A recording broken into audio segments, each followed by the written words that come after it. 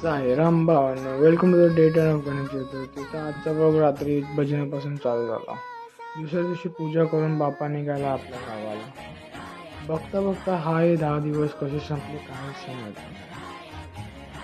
आता या क्षणासाठी पुन्हा 1 वर्ष थांबायला पडेल.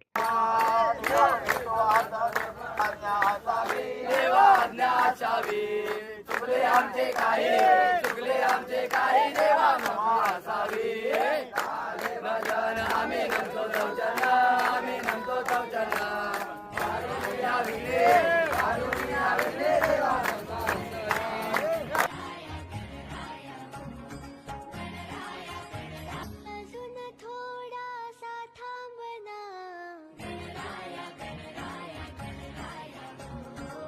तुझा आशीर्वाद असाच असू दे.